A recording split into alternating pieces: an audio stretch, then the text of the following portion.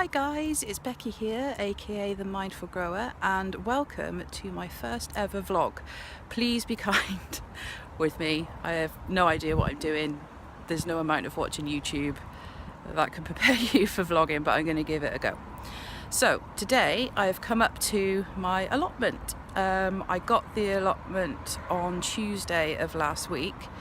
It was all very rushed. I had a phone call on Sunday to say there was a plot free and did I want it, so I was like yeah, cool. Came up, had a look and picked the plot that I wanted. So I thought what I would do today is give you a bit of a guided tour of the plot and run through a few kind of ideas of what I want to do, but I'll show you first and then we'll get into the nitty gritty. Okay, so this is the shed. Let's go and have a look. It's looking a bit worse for wear, but I think we can sort it out. Okay, right, so as you can see, it is full of various bits and pieces. Lovely bits of wood though. I will try and use them if possible, so I don't really want to throw it away if I can help it, if we can use it to build with, or as firewood for burning. So there's quite a few tools and things that have been left. At the back there, there's various little bottles and tubs of things. Up on the top there is a saw and some other kind of tools. Some shovels, I think, and brush, various digging implements. There's a rake and a civvy type thing on the wall there. I'm sure I'll learn the correct term at some point. If somebody can tell me what it is, that would be fantastic. And some bits of wire and a bag for life. So yeah, I mean, this looks not too bad on the inside. I mean, let's have a look. Yeah, I mean, it seems watertight. Nothing kind of appears to be wet in here or damp. The floor, well, what I can see of the floor, doesn't appear too bad. I mean, there's kind of pockets of wood there that's kind of come away and needs to be made watertight, but I mean, from what I can see, there's a little bit there. I mean, it's just kind of full of bits and stuff that I think once we clear all of this out, is not going to look too bad. I've got a few ideas for the shed. I'm kind of getting ahead of myself slightly. I want to paint the outside a kind of grey charcoal colour just to spruce it up a bit, I think, because this needs a little bit of love. I want to kind of have an area along this side where I could have like a sort of table sitting place to kind of just chill out, have a cup of tea, and potentially write as well, because although I want this shed to be a practical shed for allotmenting, I also kind of want to come up here as well to just sort of chill out, be relaxed, do some writing, just get away from kind of the stresses of everyday life. So it's kind of going to be dual functional in its use. So that's kind of the plan. So I think inside there needs to be a lot of stuff done. Just get rid of all the cobwebs, which I'm not looking forward to.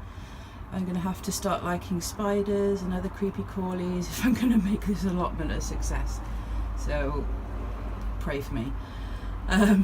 So yeah, I mean, you know, it's all inside, very basic bits of work. I think I'll paint the inside as well. I might paint it the same colour as the outside or have it a slightly different grey or maybe white.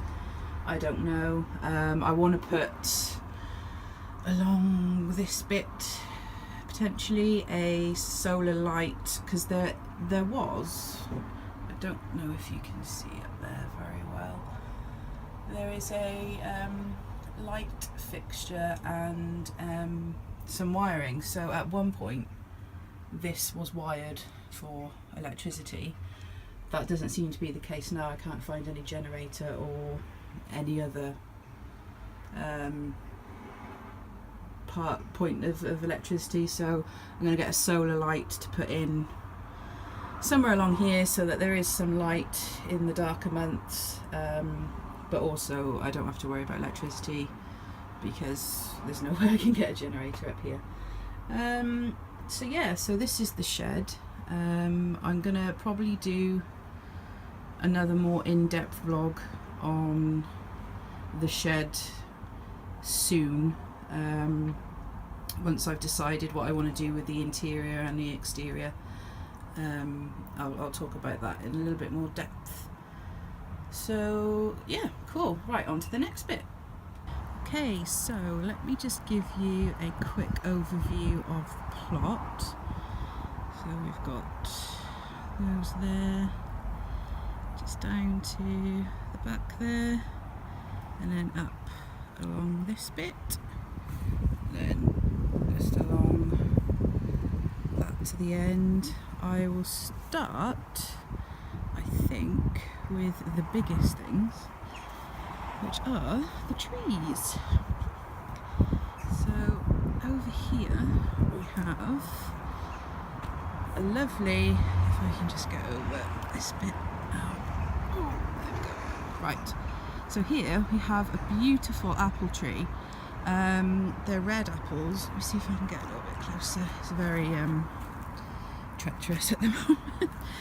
And I don't have welly boots on, so I need to be a bit careful. Okay, so here we have this beautiful apple tree. They're red apples. I'm not quite sure what type there are, if you ignore the decomposing ones. That little red one there isn't looking too bad. If anybody knows what variety they are, that would be great.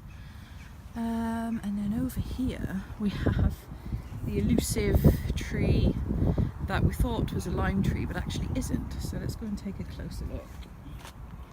Let's go back up here. Oh, so many weeds. Right, over here. Oh, there we go. Right, so this, I was told by the site manager that it was a lime tree, but it turns out, I think, via the wonders of Google, that this is a fig tree. It's massive, it's huge, and it's fruiting beautifully. So I don't know what variety it is, if there are such a thing as varieties of fig trees. Whether they're edible, I guess they are, I don't know. But if we just get in here a little bit there, look at those, lovely. So yeah, so this plot comes with a very established fig tree and also a very established apple tree, which is nice. Let's go across here. So if we go down to the bottom and look up, so as I showed you the shed, so this is the side of the shed. We're gonna obviously weed all this up. I'm not quite sure what the floor is like underneath, whether I'd need to put down some sort of gravel or stone. I think that might be a good idea just to kind of keep the weeds at bay. But until we've dug it up, I have no idea what it's like under there, so fingers crossed it's not too bad. There's a lovely toilet over there as well, used as a rudimentary plant pot. I may keep it, I don't know. There's no toilets on this site, so I might have to hide it around the back of the shed and use it. Right, okay, so we've got that bit there, and then we have this section with the membranes kind of already on here. Apparently, I think this plot's been left for about 6 months, according to one of the other gentlemen up here who I introduced myself to, and he kind of gave me a little bit of a backstory. So I think we'll check underneath to see what the weed situation is like, but in some respects the job has already been started for us in terms of cleaning and, you know, doing bits and pieces. So what we're going to do, or what I'm going to do, well, I say we, I keep forgetting, my boyfriend is also helping me with this. You may see him on vlogs, you may not, it depends on whether he's camera shy, but he's going to be helping me do the kind of hard work as well. It's a joint effort, but kind of mostly me in terms of like the mindfulness aspect of the gardening, I guess. I mean, I don't know, he may join me in that. You know, it's up to him. But yeah, so we're gonna up to that kind of bit there, I think, and then along this section we're going to start working on first, because like I said, it's already kind of been done, so, or started, sorry. So we'll pull up all the weeds, see what the soil's like underneath, and then make sure that's all sorted for planting in the new year. Let's go up here, and then we've got another section, this bit here. Now my boyfriend was saying he wants to leave this until the spring potentially, so I don't know what we're going to do about this, but I think he's right in thinking, because that's already been started, we should crack on with that, so that's, yeah, fine. This little bit here I think I kind of want to have as a separate space for maybe some more plants, because I want to do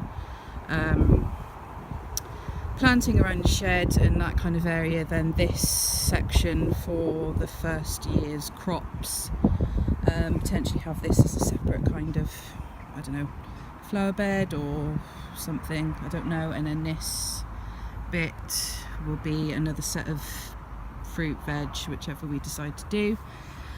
Let's go down to the other side of the plot. Okay, so let's go down the side. Again, this is all overgrown, but we'll chop it back. So this is here. I have no idea what it is or what it was used for, but if it's salvageable, then I think we'll make the most of it. We could use it as a kind of greenhouse or something, potentially, I'm not sure. I'll have to have a look. There's a delightful specimen there. Lovely, there we go. So the further back here, I think what we're going to do whilst we're doing that other bit is to kind of chop this back as much as possible, so we've got a decent walkway through to the water butts and the compost bit, but I'll show you that now. So through here, a tree in leg, a little hidey hole. It's a beautiful day today. Right, so there's the side of the shed. Again, I'll probably spruce that up, move that over to where the pipe is coming down so we can collect water. The toilet, looking lovely. Oh, excuse me. There's a tree there that I'm not sure what it is, but it's looking good.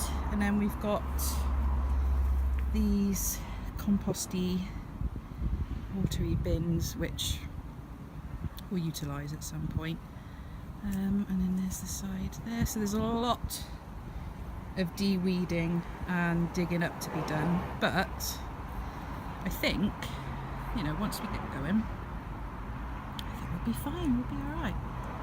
It's all fun, it's all part of the game. Think of the end game, Becky, think of the end game. So yeah, that's the allotment. It's really nice up here actually. Oh, excuse me, frog in my throat. The site is really well managed. There's always people kind of working, and the plots are beautifully kept. There are a few kind of scraggly ones, but that's to be expected. And yeah, everyone that I've met so far has been really friendly. They're really knowledgeable. They've offered, you know, help and support with, you know, the hard graft of running an allotment. So yeah, I'm really looking forward to starting this project and becoming self-sufficient, but also aiding my mental health and kind of recovering from the past year. I talk more about my mental health problems and one of the deeper reasons for getting this allotment over on my blog. I don't want to take up too much time talking about it today, but if people want a longer video of it and I talk more about it, then that's fine. If you want it, I'll do it. So I hope you can join me in my allotment adventures, and hopefully I will see you in the next episode. Bye. The loveliest thing has just happened. I just finished my vlog, sorry. And Doug, one of the guys that I met when I came up this afternoon, just came down, and he just gave me a massive bag of beans, bless him. He was like, oh, here's some beans, so you can take them home to your family and show them what you've grown. I was like, oh, bless you. So he said there's like a little table in the shop area where people put all their kind of surplus veg, and people can pick and take what they want. So that was really kind of him. It's given me a little pain in my heart. But see, that's what I mean, kindness and growing things to share. The sense of satisfaction from that, I think, is one of the key things of doing this.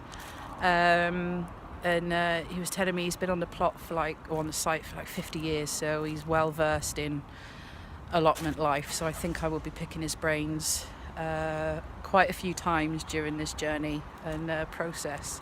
So yeah, so it's been a lovely afternoon up at the allotment. I'm off on holiday, yes, to Amsterdam for a couple of days, but next week when we get back it will be full steam ahead with the clearing up. So hopefully you can join me then, and let's get it started. I'll see you later. Bye.